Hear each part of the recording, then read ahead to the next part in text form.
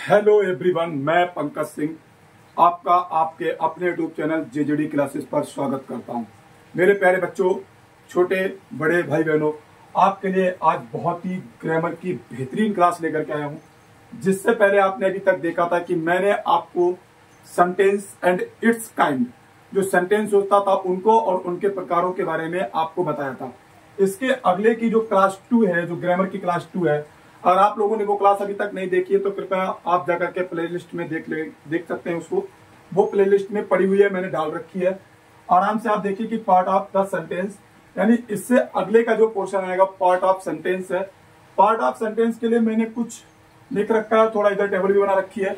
इसके अनुसार आपको बताना चाहेंगे, प्लस अपने पास से जो कुछ भी होगा और भी अच्छे तरीके से आपको एनालिसिस करेंगे। आज आपको बहुत ही बेहतरीन ढंग से समझ में आने वाला है। तो मैं अब चलता हूं क्लास की तरफ। मैं आपको बता दूं कि मेरे प्यारे बच्चों, पार्ट ऑफ सेंटेंस, अभी तक मैंने सेंटेंस देखा था। सेंटेंस क्या होता था? Sentence is a group of word which makes a complete sentence. शब्दों का एक ऐसा समूह जो एक कंप्लीट यानी पूर्ण भाव स्पष्ट करता हो, उसे हम सेंटेंस कहते थे। सेंटेंस के जो टाइप होते थे, जो काइंड्स होते थे, वो मेरे प्यारे बच्चों वो 5 होते थे। मैंने वीडियो में बता रखा है, आप जाकर के उसमें चेक कर सकते हैं। उसके बाद में अब उसके अगले का पोर्शन है part of sentence. Part of sentence मेरे प्यारे बच्चों 2 होते हैं। सबसे पहला यहां से आपके लिए एक क्वेश्चन ये बनेगा कि सेंटेंस के कितने पार्ट होते हैं। पार्ट माने आप अंग याद रख सकते हैं। अंग क्या होता है? अंग। जिस तरीके से आपने हिंदी में कभी पढ़ा होगा कि भाषा के 3 प्रकार होते हैं, जैसे लिखित भाषा, मौखिक भाषा और सांकेतिक भाषा, और आपने उसके अंग भी पढ़े होंगे। तो भाषा के अंग भी 3 होते हैं। तो प्रकार और अंग में दोनों में अंतर होता है। तो इसी तरीके से पार्ट ऑफ सेंटेंस, जो वाक्य के अंग है, वो 2 होते हैं। एक उद्देश्य होता है, एक विधेय होता है, जिसको इंग्लिश में हम सब्जेक्ट कहते हैं एंड प्रेडिकेट कहते हैं। सब्जेक्ट और प्रेडिकेट। मैं आपको बता दूं कि सब्जेक्ट क्या होता है मेरे प्यारे बच्चों। मैंने यहाँ पर एक डेफिनेशन लिखी हुई है कि सब्जेक्ट अर्थात उद्देश्य वाक्य का वह शब्द है जिसके बारे में कुछ कहा जाएगा। यानी वाक्य में जिसके बारे में कुछ कहा जाएगा वही आपके लिए सब्जेक्ट होगा। जिस तरीके से मैंने यहाँ टेबल में समझाया है कि हरी रंस, एक तरफ सब्जेक्ट लिखा है, एक तरफ प्रेडिकेट लिख रखा है। आप देख पा रहे होंगे कि यहाँ पर मैंने लिखा है हरी और एक तरफ लिखा है मैंने रंस। तो आपको पता है कि हरी यहाँ पर सब्जेक्ट है और जो रंस है, जो हमारी वर्ब है, वो क्या है? प्रेडिकेट है। यानी जो सब्जेक्ट है, सब्जेक्ट के हिस्से को छोड़कर बाकी जितना बचा हुआ वाक्य होता है वो सब प्रेडिकेट कहलाता है।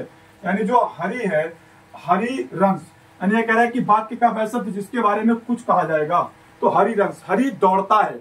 तो तुमसे पूछा गया कि हरी दौड़ता है, तो दौड़ता है हरी, किसके बारे में बोला गया? दौड़ने की। दौड़ने की जो क्रिया है वो किसके बारे में है? वो किसके बारे में कह रही है? वो हरी के बारे में कह रही है। वो किसके बारे में कह रही है? हरी के बारे में कह रही है। अगला सेंटेंस आप देखें तो लाइन्स रोड। लाइन्स माने शेर, रोड माने दहाड़ते हैं। शेर दहाड़ते हैं। कौन दहाड़ता है? तो आपको पता लगेगा ना कि दहाड़ना जो क्रिया है वो सब्जेक्ट के, यानी जो लाइन्स के बारे में बता रही है। तो लाइन यानी लाइन, दिस इज सब्जेक्ट, यानी लाइन क्या हो जाएगा? यहाँ पर सब्जेक्ट हो जाएगा। इसी तरीके से मेरे प्यारे बच्चा, बर्ड्स फ्लाई, अब चिड़िया उड़ती हैं, चिड़िया उड़ती हैं। तो आपको पता है यहाँ पर जो बर्ड्स है और जो फ्लाई है, तो कौन उड़ता है? यहाँ पर कौवा थोड़ी उड़ रहे हैं, यहाँ पर तोता उड़ रहे हैं। यहाँ पर चिड़ियों को बताया गया, तो चिड़िया क्या हो गया? इसके बारे में कुछ बोला गया है। यानी वाक्य का वह शब्द जिसके बारे में कुछ कहा जाएगा उसी को हम क्या कहते हैं? सब्जेक्ट कहते हैं। ऐसी टेलीफोन रिंग, तो टेलीफोन रिंग्स, टेलीफोन में घंटी बजती है। तो आपको पता है कि किसमें घंटी कहाँ बजती है? टेलीफोन में। आई वीप, मैं रोता हूं, तो रोता कौन है? मैं। और ही लाफ्स, और वह हंसता है। तो यहाँ पर ही क्या हो गया? सब्जेक्ट हो गया। एक मेरी आप सिंपल सी भाषा में समझ लें कि he, she, it, I, you, we, they, ETC, या किसी का नाम, किसी का नाम, किसी का नाम। He, she, it, I, you, we, they, ETC, यानी किसी का नाम भी हो सकता है। इन सबको हम क्या कहते हैं? इन सबको हम सब्जेक्ट कहते हैं। इन सबको हम सब्जेक्ट कहते हैं। यानी आप कहेंगे तो हम कह सकते हैं कि नाउन प्लस प्रोनाउन, ये दोनों क्या होते हैं? ये दोनों सब्जेक्ट होते हैं। ऐसा नहीं ऑब्जेक्ट का काम नहीं करते, ऑब्जेक्ट का भी काम करते हैं, बट ये यही सब्जेक्ट होते हैं। नाउन सब्जेक्ट होता है और प्रोनाउन क्या होता है, ये भी सब्जेक्ट होता है। तो he, she, it, I, you, we, they, ETC यानी किसी का नाम भी क्या हो सकता है, सब्जेक्ट होता है। उसके बाद में मैं बता दूं मेरे प्यारे बच्चों, सब्जेक्ट सिर्फ एक शब्द ही नहीं बल्कि का एक शब्दों का समूह भी हो सकता है। जैसे हम आगे बढ़ेंगे तो हम लोग ये सब्जेक्ट पढ़ रहे हैं, अभी हम पढ़ेंगे पार्ट ऑफ सब्जेक्ट, सब्जेक्ट के अंग पढ़ेंगे। तो उसमें आपको देखने को मिलेगा कि सब्जेक्ट के भी अंग होते हैं। तो वहां पर आपको जो मीनिंग मैं जो बताना चाह रहा हूं कि सब्जेक्ट सिर्फ ओनली एक ही वर्ड नहीं होता है बल्कि वर्णों का समूह भी होता है। जैसे आपने कई जगह लिखा देखा होगा कि ए ब्लाइंड मैन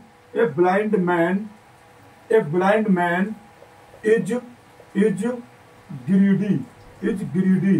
जो ब्लाइंड मैन है एक अंधा आदमी, तो यहाँ जो है ए ब्लाइंड मैन, ये पूरा एक शब्दों का समूह है। ए ब्लाइंड मैन, तो ये भी एक क्या बन गया, एक सब्जेक्ट है।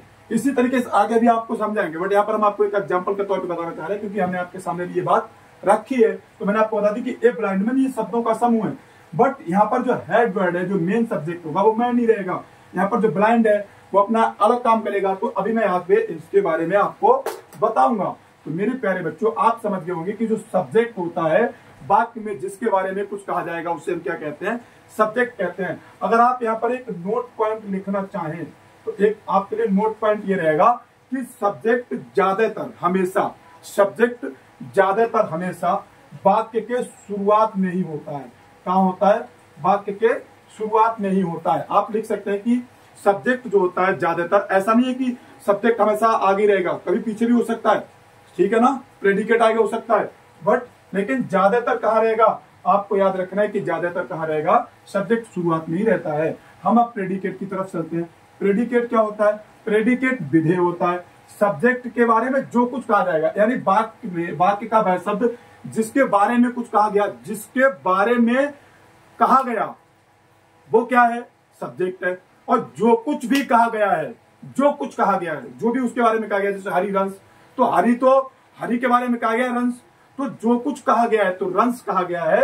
तो यहाँ पर क्या हो जाएगा, वही यहाँ पर प्रेडिकेट हो जाएगा।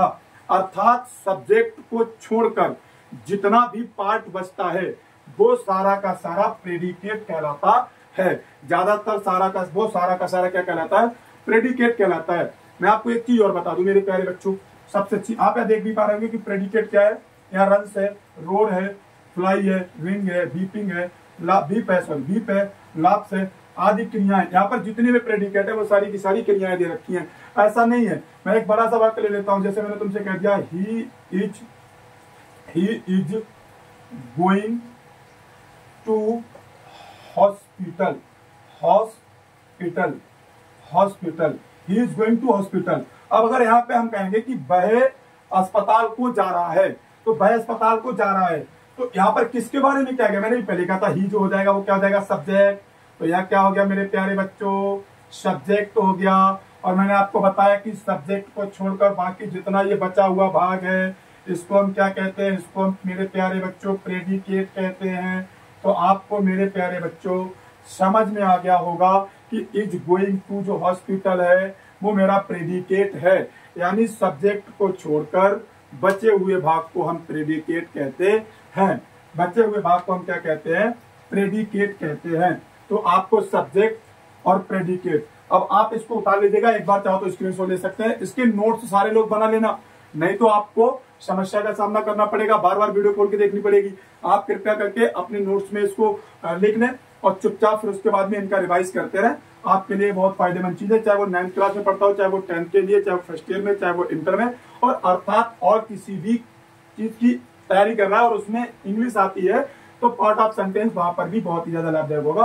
क्वेश्चन में पूछा जाएगा इसमें सब्जेक्ट क्या है और उसमें प्रेडिकेट क्या है काफी बार। और आगे और एक चीज बता दूं, इसका काम और भी बहुत सारे जगह पे होता है, जैसे रिवर्डिंग सेंटेंस होता है, वाक्यों को एकदम सेट करके लगाना होता है। तो कैसे लगाओगे, तो वाक्यों को सेट करके लगाने का तरीका भी इसी से हम सीखते हैं। आगे हम आपको बताएंगे, पहले आप यहाँ से इतनी चीजें सीख चुके होंगे। अभी मैं आपके सामने इसमें मेरे प्यारे बच्चों एक पॉइंट और जोड़ लो। क्या जोड़ लो, कि जो एक पॉइंट ये है कि जो आज्ञा और सलाह वाले वाक्य इंपरेटिव सेंटेंस। कौन सा सेंटेंस? Imperative sentence. जो इंपरेटिव सेंटेंस होते हैं उनमें जो सब्जेक्ट होगा, उनमें सब्जेक्ट यू छिपा रहता है। ये बात मैंने पहले बता रखी है। जो आपको सेंटेंस पढ़ाए होंगे टाइप ऑफ सेंटेंस, उसमें इंपरेटिव सेंटेंस है तो छिपा रहता है। तो यह वाक्य क्या कहेगा? जैसे वाक्य मैंने कह दिया स्टैंड अप, आपसे पूछेगा कि मेरे बच्चों बताइए कि इसमें सब्जेक्ट क्या है, तो आप सीधे इसका सब्जेक्ट बता देंगे। इसका सब्जेक्ट यू है और इसका जो बचा हुआ जो स्टैंड अप जो वाक्य लिखा हुआ है वो क्या है? वो प्रेडिकेट है। जैसे मैंने कह दिया गो देयर, मैंने क्या कह दिया? गो देयर कह दिया, तो आपको पता लग गया। तो इसको हम बोलेंगे you go there, you go there. तो आपको मेरे प्यारे बच्चों अब इसमें कोई भी टेंशन लेने की जरूरत नहीं है, बिल्कुल भी आप पटाख से बता देंगे। जैसे पेपर में पूछा जाएगा कि यहाँ यू है, यहाँ भी यू है, और गो देयर और स्टैंड अप ये दोनों क्या है? प्रेडिकेट हैं। प्रेडिकेट हैं। क्या है इसमें? प्रेडिकेट है। इसमें क्या है? ये प्रेडिकेट है। ये बात आपको अच्छे तरीके से पता लग गई। अगले पॉइंट पे अब हम ये सीखेंगे कि पार्ट ऑफ सेंटेंस हमने सीख लिया। जो दो प्रकार के होते थे, सब्जेक्ट के बारे में हमने जान लिया और हमने ऑब्जेक्ट के बारे में जान लिया, सॉरी प्रेडिकेट के बारे में जान लिया। हमने प्रेडिकेट और सब्जेक्ट के बारे में जान लिया और उसके बाद में ये पॉइंट भी मैंने जान लिया। उसके बाद में अब हम आएंगे पार्ट ऑफ सब्जेक्ट। किस पे आएंगे? Part of subject. Part of subject. अभी जो इसके दो भाग होते थे, एक का नाम होता था सब्जेक्ट, एक होता था सब्जेक्ट और एक होता था प्रेडिकेट, एक होता था प्रेडिकेट। अब ये सब्जेक्ट के पार्ट होंगे, सब्जेक्ट के पार्ट होंगे। तो आपके सामने मेरे प्यारे बच्चों अब सब्जेक्ट के पार्ट होंगे। तो सब्जेक्ट के दो पार्ट होते हैं, एक तो होता है हेडवर्ड, एक होता है हेडवर्ड, एक होता है हेडवर्ड एंड एक होता है क्वालिफायर। क्या होता है? क्वालिफायर। क्वालिफायर वर्ड होता है। एक हेडवर्ड होता है, एक क्वालिफायर होता है। अब आपको बताएं कि हेडवर्ड क्या होता है और क्वालिफायर क्या होता है। दोनों चीजें आपको बहुत अच्छे से समझ में आएंगी। आप थोड़ा ध्यान से धैर्य रखिए, एक एक चीज समझ में आएंगी। तो पार्ट ऑफ सब्जेक्ट कितने होते हैं? दो होते हैं, एक होता है हेडवर्ड और एक होता है क्वालिफायर। क्या होता है? एक होता है क्वालिफायर। तो मैं आपको बता दूं, जो हेडवर्ड होता है और जो क्वालिफायर होता है, तो आपको बता दूं कि यहाँ क्वालिफायर जो है वो पहले आता है। अगर मैं तुमसे कहूं कि जो यहाँ क्वालिफायर है वो पहले आता है और उसके बाद में कौन आता है? उसके बाद में हेडवर्ड आता है। कौन आता है? हेडवर्ड आता है। और ये किसके अंतर्गत आते हैं? इस सब्जेक्ट के अंतर्गत आते हैं। ये किसके अंतर्गत आते हैं? इस सब्जेक्ट के अंतर्गत आते हैं। उसके बाद में इधर वाला भाग कौन रह जाता है? चलो मैं टेबल बना देता हूँ। इधर वाला भाग क्या रह जाता है? इधर वाला भाग प्रेडिकेट बचता है। इधर वाला भाग क्या बचता है? प्रेडिकेट बचता है। सब्जेक्ट के दो पार्ट, एक क्वालिफायर एक हेडवर्ड। इतनी बात आपको पहले पढ़ चुकी होगी आराम से मेरे प्यारे बच्चों, अंडरस्टैंड, क्योंकि क्वालिफायर और हेडवर्ड ये दो चीजें होती हैं। तो क्वालिफायर वर्ड कौन से होते हैं? जैसे मैंने कहा कि आ मैन, एक आदमी, और इधर लिख दिया मैंने कम, एक आदमी कम, या केम कर दो, एक आदमी आया, अ मैन कम। अब मैंने कह दिया अ गर्ल डांस्ड। तो आपको पता था कि अभी जो ए है वो क्वालिफायर है, जो यहाँ ए है ए भी क्वालिफायर है। तो जो गर्ल है, जो मैन है, वो हेडवर्ड है। हेडवर्ड हमेशा क्या होता है? नाउन होता है। हेडवर्ड हमेशा क्या होता है? नाउन होता है। हेडवर्ड हमेशा क्या होता है? नाउन होता है। ये भी चीज लिख लेना है आपको कहीं पे पॉइंट में कि हेडवर्ड हमेशा क्या होता है? नाउन होता है। हेडवर्ड क्या होता है? नाउन होता है। हेडवर्ड को हम मेन वर्ड भी कह देते हैं कभी कभी। क्या कहते हैं? मेन वर्ड भी कहते हैं। हेड वर्ड को हम क्या कहते हैं, मेन वर्ड भी कहते हैं, और इसको सब्जेक्ट भी कह देते हैं। बट सब्जेक्ट के दोनों पार्ट है, क्वालिफायर भी है और हेड वर्ड भी है। ऐसी चीजें आपने बहुत बार लगी देखी होगी। तो आप देखिए, जब भी आपको रिवर्डिंग सेंटेंस आता है, आपको सेंटेंस देखा होगा आपने, कहीं पे ई लिखा होता है, कहीं पे क्या नाम इज लिखा होता है, कहीं पे केम लिखा होता है, उनको सेट करके पूरा वाक्य बनाना पड़ता है। रिवर्डिंग सेंटेंस उसको कहते हैं। तो सबसे पहले आप याद रखें कि क्वालिफायर वर्ड सबसे आगे आएगा, उसके बाद में हेड वर्ड आएगा, उसके बाद में क्या आएगा, हेड वर्ड आएगा, और उसके बाद में ये बचा हुआ प्रेडिकेट आएगा। क्या आएगा, प्रेडिकेट आएगा। प्रेडिकेट आपने समझ लिया था अच्छे तरीके से। अगला वाक्य देने में कह दिया गुड पीपल पास्ड। यहाँ पे गुड भी एक क्वालिफायर वर्ड है।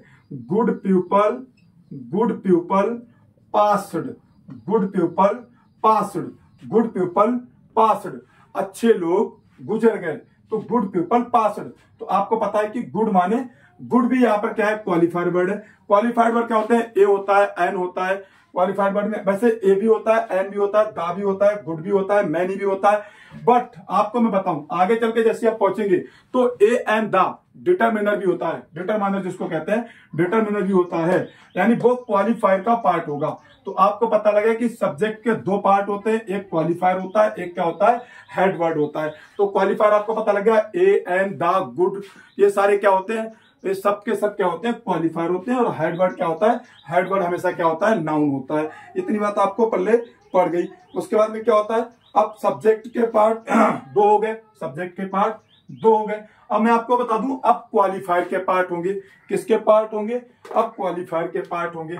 अब क्वालिफायर के, अभी आपने समझा था कि पार्ट ऑफ सेंटेंस दो प्रकार के होते हैं, सब्जेक्ट होता है, प्रेडिकेट होता है। उसके बाद में आपको पता लगे कि सब्जेक्ट के पार्ट होते हैं, पार्ट ऑफ सब्जेक्ट होते हैं। पार्ट ऑफ सब्जेक्ट कितने होते हैं, दो होते हैं, क्वालिफायर होता है, एक हेड वर्ड होता है। अब आपको हेड वर्ड पता लग गया, ए एन द डिटरमाइनर भी होता है, बट यहां पर आपको क्वालिफायर ही रखना है। अभी जो क्वालिफायर का जो टाइप आएगा वो डिटरमाइनर होगा और एडजेक्टिव होगा और हेड वर्ड होगा। अभी हम आपके सामने उस चीज को भी लेकर के आते हैं। तो इतनी चीज आपको समझ में आ गई होगी, आप लोग इसको नोट कर लीजिएगा। तो A N the good many माई, ये सारे के सारे क्वालिफायर वर्ड होते हैं। और जितने भी नाउन वर्ड होते हैं, जो भी नाउन होते हैं, वो सारे के सारे क्या होते हैं, हेड वर्ड होते हैं। मैं आगे बढ़ता हूं, आगे आपको बताते हैं कि आपने पहले सीखा क्या। सबसे पहले आप एक सेकंड रुक जाइए, मैं टेबल आपके सामने बना देता हूं, बहुत प्यारी सी। सबसे पहले आप पार्ट ऑफ सेंटेंस था तो सब्जेक्ट और प्रेडिकेट था। सब्जेक्ट के दो पार्ट थे, उनका नाम क्या था, एक का नाम क्वालिफायर था, एक का नाम क्वालिफायर था। हो सकता है आपको कम चमक रहा हो, तो इसलिए मैं ब्लैक वाला ले लेता हूं। एक का नाम क्वालिफायर था और एक का नाम क्या था, एक हेड वर्ड था, एक क्या था, HAD head, HEAD head word, एक हेड वर्ड था। अब ये क्वालिफायर है। इस क्वालिफायर के कितने टाइप होते हैं, इस क्वालिफायर के भी दो ही टाइप होते हैं, लेकिन तीसरा भी इसके साथ में लग जाता है। जैसे मैंने नंबर 1 पे लिखा डिटरमाइनर, डिटरमाइनर, डिटरमाइनर। उसके बाद में कौन आएगा, उसके बाद में डिटरमाइनर, फिर एडजेक्टिव, फिर एडजेक्टिव, फिर कौन आएगा, फिर एडजेक्टिव, और एडजेक्टिव के बाद कौन आ जाएगा, नाउन आ जाएगा। कौन आ जाएगा, नाउन आ जाएगा। नाउन अर्थात हेड वर्ड भी कह सकते हो। तो आपको ये बात भी पता लग गई। अगर मैं इसका एक सेंटेंस, जैसे अभी आपने देखा था सब्जेक्ट और प्रेडिकेट तुम्हें छांटना था, तो मैं सबसे पहले वाक्य लिख लेता हूं कि हरी रन्स। तो आपको पता लग गया था हरी क्या है, सब्जेक्ट है, और रन्स क्या है, प्रेडिकेट है। तो आपको ये पहला एग्जाम्पल पल्ले पड़ गया। अगर मैं दूसरा एग्जाम्पल लिखूं, दूसरा एग्जाम्पल लिखूं, दूसरा एग्जाम्पल, तो आपको क्वालिफायर और हेड वर्ड से समझ में आ जाएगा। जैसे मैंने लिखा a girl, a girl, a girl danced, a girl danced. तो एक क्या है, ये जो है वो क्वालिफायर वर्ड है। एक क्या है, एक क्वालिफायर है, एक क्वालिफायर है। गर्ल क्या है, गर्ल हेड वर्ड है, क्या है, हेड वर्ड है। और पीछे का बचा हुआ भाग क्या है, ये क्या है, प्रेडिकेट है। लेकिन अगर आप यहां देखें तो ये पूरा भाग क्या है, सब्जेक्ट है। पूरा भाग क्या है, सब्जेक्ट है। और लेकिन ये जो है क्वालिफायर और गर्ल क्या है, हेड वर्ड है। अगला हम एग्जाम्पल एक और लेना चाहेंगे, अगला एग्जाम्पल एक और लेना चाहेंगे कि those beautiful girls dance, those beautiful, beautiful girl dance. अब आप देखिए ये पूरा जो पार्ट है, ये पूरा, अभी मैंने कहा था सब्जेक्ट सिर्फ एक शब्द ही नहीं बल्कि शब्दों का हो सकता है। आपको यहाँ पे ना दिखाई दे रहा हो, मैं अभी इसको उठा करके ऊपर लिख दे रहा हूं। Those, those girls, those beautiful girls, sorry beautiful girls dance, मैं यहीं पे लिख देता हूं डांस। अब आपको पता लगे ये अगला एग्जांपल है। अब यार दोज ब्यूटीफुल गर्ल्स, ये पूरा का पूरा सब्जेक्ट है। मैंने आपको बोला था या तो एचबी होगी, तो एचबी के पीछे का जितना भाग होगा वो सब प्रेडिकेट होगा। यहाँ पे जो एमबी होगी वो पूरी की पूरी एमबी के पीछे वाला भाग, चाहे खाली एमबी हो तो वो प्रेडिकेट होगी। तो इतना जो पार्ट है, जो 1 2 3 शब्द है, मैंने कहा था एक शब्द ही नहीं सब्जेक्ट होता है बल्कि शब्दों का समूह भी सब्जेक्ट होता है। तो दोज ब्यूटीफुल गर्ल्स, लेकिन दोज क्या है मेरे प्यारे बच्चों? जो दोज है वो डिटरमाइनर है, डिटरमाइनर है। और जो ब्यूटीफुल है वो क्या है? एडजेक्टिव है। वो क्या है? एडजेक्टिव है। और जो गर्ल्स है वो क्या है? वो नाउन है। वो क्या है? नाउन है। वो क्या है? नाउन है। वो क्या है? नाउन है। तो आपको अब इतनी बात पल्ले पड़ गई है कि जो हमारा दोज ब्यूटीफुल गर्ल, तो उसमें डिटरमाइनर है, एडजेक्टिव है और नाउन है। इसी तरीके से अगर मैं अगला एक एग्जांपल और देखूं, ए बाइजमैन केम, ए बाइजमैन केम, ए बाइजमैन केम। अब जो ए बाइजमैन है मेरे प्यारे बच्चों, ये जो बाइजमैन है ये पूरा का पूरा क्या है? पूरा का पूरा सब्जेक्ट है। और पीछे वाला बचा हुआ भाग क्या है? ये प्रेडिकेट है। बट अगर इसको हम तोड़ेंगे तो ये हो जाएगा मेरे प्यारे बच्चों डिटरमाइनर, ये हो जाएगा डिटरमाइनर। और ये क्या हो जाएगा? ये हो जाएगा एडजेक्टिव। ये क्या हो जाएगा? एडजेक्टिव। और ये क्या हो जाएगा? नाउन। यानी आपने सीखा कि पार्ट ऑफ सेंटेंस के दो भाग होते हैं, एक होता है सब्जेक्ट, एक होता है प्रेडिकेट। सब्जेक्ट आपने पहले सीख लिया, प्रेडिकेट भी आपने सीख लिया। उसके बाद में आपने देखा कि एक होता है सब्जेक्ट के पार्ट होते हैं, सब्जेक्ट के 2 पार्ट होते हैं, एक क्वालिफायर होता है, एक हेड वर्ड होता है। तो आपने क्वालिफायर को भी चेक कर लिया कि यहाँ एक क्वालिफायर है और गर्ल क्या है? हेड वर्ड है। इसी तरीके से आपने क्वालिफायर के 3 टाइप देखे, डिटरमाइनर है, एडजेक्टिव है, मेरे प्यारे बच्चों नाउन है। इसका आपने सेंटेंस देखा, दोज ब्यूटीफुल गर्ल्स डांस्ड। तो आपको पता है दोज क्या है, इसमें डिटरमाइनर है, ब्यूटीफुल क्या है? एडजेक्टिव है। एडजेक्टिव जानते हैं ना आप लोग अच्छी तरीके से? एडजेक्टिव क्या होता है? किसी की विशेषता बताना, काला, गोरा, बुद्धिमान और सुंदर, बदसूरत, इस तरीके से तमाम चीजें ये एडजेक्टिव होते हैं। और उसके बाद में बची हुई चीज क्या बच गई मेरे प्यारे बच्चों? नाउन बच गया। क्या बच गया? नाउन बच गया। तो ये भी चीज आपको पता लग गई। दूसरी चीज आपको बता दें, हमेशा सब्जेक्ट नाउन या प्रोनाउन ही नहीं रहेगा, जीरंड में भी आता है एमबी की फर्स्ट फॉर्म के साथ आईएनजी लगकर। अभी हम उसके बारे में बात कर लेंगे, एमबी की फर्स्ट फॉर्म के साथ में आईएनजी लग करके। तो मेरे प्यारे बच्चों कमेंट करके बताइएगा कि यहाँ तक समझ में आया कि नहीं आया। बताना जरूर है क्योंकि आपका फीडबैक चाहिए, आपको समझ में आ रहा है या नहीं आ रहा है। अगर मैं आगे एक बात और लिखूं, द बिग बॉय फेल्ड, अगर यहाँ पर एक बात और लिखना चाहूं, द बिग बॉय फेल्ड। अब आपको पता लग गया होगा कि जो द है इसमें ये डिटरमाइनर है, वीक माने कमजोर। तो कमजोर क्या है? उसकी विशेषता है कि वो कमजोर है, मोटा है, पतला है, ये एडजेक्टिव हो गया उसका। क्या हो गया? एडजेक्टिव हो गया। क्या हो गया? एडजेक्टिव। और बॉय तो आपको पता है पहले से ही ये नाउन होता है। तो यानी पार्ट ऑफ सेंटेंस के 2 भाग होते हैं, दोनों भाग क्वालिफायर और हेड। पार्ट ऑफ सेंटेंस के 2 भाग सब्जेक्ट और प्रेडिकेट। सब्जेक्ट के 2 पार्ट होते हैं, क्वालिफायर और हेड वर्ड। और क्वालिफायर के 3 टाइप होते हैं, डिटरमाइनर, एडजेक्टिव और नाउन। इन तीनों चीजों को हमने अच्छी तरीके से समझ लिया। उसके बाद हम प्रेडिकेट के पार्ट की अगली वीडियो में बात करेंगे। पहले हम इसको ही अच्छी तरीके से समझ लेते हैं। अगर हम आपके पास करें कि जिरंड एज अ सब्जेक्ट, तो इतनी चीजें उतार लेना आप आराम से नोट्स में। अगले हम बात करते हैं कि gerund as a subject, gerund कैसे प्रयोग किया जाता है, जिरंड कैसे प्रयोग किया जाता है, जिरंड कैसे प्रयोग किया जाता है। तो आपको मैं बता दूं कि जो जिरंड होता है, जिरंड क्या होता है? एमबी की फर्स्ट फॉर्म के साथ में आईएनजी। जैसे मान लिया कि मैंने एक तरफ लिख दिया सब्जेक्ट, सब्जेक्ट अभी तक हमने समझा था कि he, she, it, I, you, we, दे और किसी का नाम आ रहा था ज्यादातर। लेकिन अब इधर क्या हो गया? इधर मैं लिख दे रहा हूँ सब्जेक्ट, इधर लिख दे रहा हूँ प्रेडिकेट। इसके ऊपर चाहे तो आप लिख देना gerund as a subject. Gerund क्या आएगा? As a subject. Gerund as a subject. बहुत डीपली चीजें हैं ये, इनको पढ़ लिया तो बहुत अच्छा लगेगा, मजा आ जाएगा बिल्कुल एकदम, सबसे अलग हो जाओगे। समाज में सबसे अलग दिखना है तो अलग पढ़ना भी पड़ेगा। यहाँ पे क्या आ गया? जिरंड। जिरंड क्या लगेगा? जिरंड। अब आपको पता है एमबी की फर्स्ट फॉर्म, जैसे मैंने लिखा स्मोक और इसमें लगा दी आईएनजी, तो क्या हो गया? Smoking is injurious to health. Is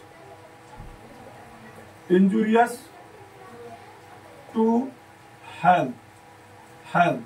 अब आपको पता लग गया। तो जो एमबी की फर्स्ट फॉर्म के साथ आईएनजी लगी है और वो सब्जेक्ट के रूप में प्रयोग हो जाए तो उसे हम जिरंड कहते हैं। क्या कहते हैं? जिरंड। एमबी की फर्स्ट फॉर्म के साथ आईएनजी लगा देना क्या कहलाता है? जिरंड। जिरंड कहलाता है। क्या कहलाता है? जिरंड कहलाता है। अगले मैं कह दूं swimming is a good exercise, तो तुम तुरंत समझ जाओगे कि swimming is a good exercise. Exercise. यहाँ आप देखिए पीछे का प्रेडिकेट भाग आपको पल्ले पड़ रहा होगा बाकायदा क्लियर, कि जो इज लगाई है एच बी है, ए बी एच बी है, इसके पीछे का भाग जितना प्रेडिकेट, आगे जो स्विमिंग लिखा हुआ है वो क्या है मेरे प्यारे बच्चा? एमबी की फर्स्ट फॉर्म के साथ में क्या लग गया? आईएनजी लग गई, तो ये फॉर्म हो गया जिरंड में। क्या हो गया? जिरंड में हो गया। और एक चीज और बता दे, इन्फिनिटिव एज अ सब्जेक्ट भी होता है। Infinitive infinitive infinitive infinitive infinitive as a subject. चाहे तो हम आगे ऊपर ही लिख दे, अच्छा इसको बिठा के ऊपर ही लिख देते हैं इन्फिनिटिव एज अ सब्जेक्ट। अब इन्फिनिटिव एज अ सब्जेक्ट क्या होता है? आप ये भी देख लीजिए। इन्फिनिटिव एज अ सब्जेक्ट क्या होता है? ये भी देख लीजिए। इन्फिनिटिव एज अ सब्जेक्ट क्या होता है? ये भी देख लीजिए। Infinitive as a subject. Infinitive as a subject क्या होता है? जो भी एमबी के साथ में टू लग जाता है, तो यहां मैंने लिख दिया टू, तो ये हो गया इन्फिनिटिव। इन्फिनिटिव और ब्रेकेट में लिख दो सब्जेक्ट, या सब्जेक्ट ब्रेकेट में लिख दो इन्फिनिटिव, कोई बात नहीं। इधर लिख दो प्रेडिकेट, इधर आ जाएगा प्रेडिकेट। मैं तुमको इधर समझा दे रहा हूँ टेबल से। तो टू और यहां मैंने लिख दिया वर्क, टू वर्क, और उसके बाद में लिख दिया is to worship, is to worship, is to worship, is to worship. तो आपको पता लगे जो टू वर्क है, जो टू लग गया एमबी की फर्स्ट फॉर्म के, एमबी के साथ में टू लग गया। एमबी की फर्स्ट फॉर्म के साथ एनजी लग जा रहा था तो जिरंड बन जा रही थी। एमबी के साथ टू लग जा रहा है तो क्या बन जा रहा है? तो बन जा रहा है इन्फिनिटिव। क्या बन जा रहा है? To swim in deep water is dangerous. To swim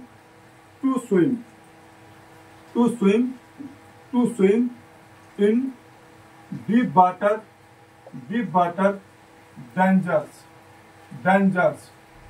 danger.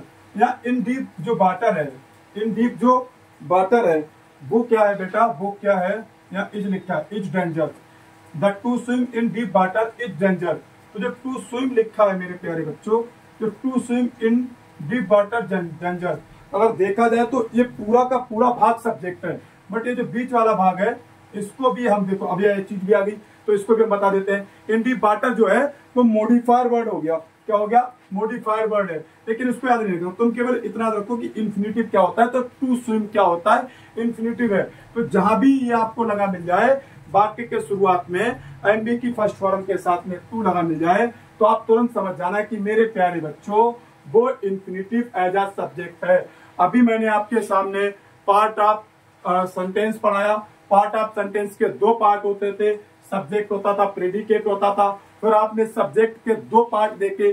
Subject के दो पार्ट होते थे, एक क्वालिफायर होता था और एक उसके साथ साथ में हेड वर्ड होता था। और उसके बाद में फिर आपने क्वालिफायर के पार्टों को देखा। क्वालिफायर के पार्ट थे जिनका पहला पार्ट था कि डिटरमाइनर था, उसके बाद में एडजेक्टिव था, उसके बाद में नाउन था। फिर हमने देखा कि gerund as a subject, gerund को हम एज ए सब्जेक्ट कैसे यूज कर सकते हैं, तो एमबी की फर्स्ट फॉर्म के साथ आईएनजी लग जा रही थी। उसके बाद हमने इन्फिनिटिव एज अ सब्जेक्ट देखा, तो आपने यहाँ पर भी देख लिया कि टू वर्क यानी टू लग जाएगा एमबी के साथ में, तो समझ जाओ तुरंत इन्फिनिटिव बन गया, एज अ इन्फिनिटिव सब्जेक्ट है वो, इन्फिनिटिव एज ए सब्जेक्ट हो गया। इसी तरीके से आपने इन चीजों को जान लिया पूरी तरीके से। और अगर आप यहाँ पर देखना चाहें तो हम आपके सामने दो एग्जाम्पल रखते हैं, अभी आपको समझ में आएगा। मैं आपके सामने अभी दो एग्जाम्पल रखते हैं, अभी हम आपके सामने दो एग्जाम्पल रखते हैं। जैसे मैंने लिख दिया कि वाटर फ्लोज, अगर वाटर फ्लोज को बर्ड्स हैव विंग्स लिख दूं, बर्ड्स हैव विंग्स, WINGS, यहाँ मैंने एग्जाम्पल लिया। अब मैं तुमसे कहूं यहाँ बताओ मेरे प्यारे बच्चा सब्जेक्ट क्या है, तो तुम तुरंत कह दोगे ये रहा भाई सब्जेक्ट। क्या रहा? सब्जेक्ट। और पीछे वाला भाग क्या बचा? प्रेडिकेट। क्यों कह दोगे? क्योंकि आपको पता है जहां HV लगे उसके पीछे का भाग क्या है? प्रेडिकेट है। आगे का क्या है? सारा का सारा सब्जेक्ट है। अब मैंने कहा था old man fell down, the old man fell down. अब आपने यहां जैसे ही देखा तो यहाँ से MV लगी हुई है, तो यहाँ से इधर का भाग क्या हो गया? ये तो हो गया प्रेडिकेट, आपको पता लग गया, ये तो हो गया प्रेडिकेट। लेकिन अब हम आपसे कहें कि यहाँ द ओल्ड मैन, तो आपने तुरंत देखा ये पूरा का पूरा क्या है? सब्जेक्ट है। बट अगर इनको हम तोड़ना चाहें तो द क्या है? द मेरे प्यारे बच्चों आपको याद होगा ये क्वालिफायर है। क्या है? और ओल्ड मैन क्या है? हेड वर्ड है। क्या है? हेड वर्ड है। क्या है? हेड वर्ड है। पूरी बात अब आपको यहाँ तक पल्ले पड़ गई होगी। उसके बाद में मैं आपको बताऊं एक बात, अगर मैं और लेना चाहूं तो यहाँ पर एक बात मैं और ले लेता हूं। To get up early, to get up early is a good habit. To get up early, to get up early is a good habit, good habit, good habit. अब आप करा गया भाई बात। अब देखिए टू लगा पड़ा है, मैंने कहा था इससे इधर वाला बाकी जितना होगा वो सब प्रेडिकेट, और आगे का जितना भाग होगा वो सारा का सारा क्या होगा? वो सब्जेक्ट होगा, वो सब्जेक्ट होगा। बट ये टू गेट कौन सा है? कौन सा वाक्य अगर देखा जाए तो ये infinitive as a subject, to get लगा पड़ा है, टू लगा पड़ा है मेरे प्यारे बच्चों। अब तो आपको समझ में आ चुका होगा अच्छी तरीके से। अब तो आपको बिल्कुल भी कोई भी परेशानी नहीं बची होगी एक भी सेंटेंस के अंदर। अगर मैं कहूं the young man, the young man, the young man, the young man, एक एग्जांपल और लिख लो, the young man, the young man, मैं लिख देता हूं द, वहां पे लिख नहीं पाते ना, the young man, the young man, एक जवान आदमी, द यंग मैन इज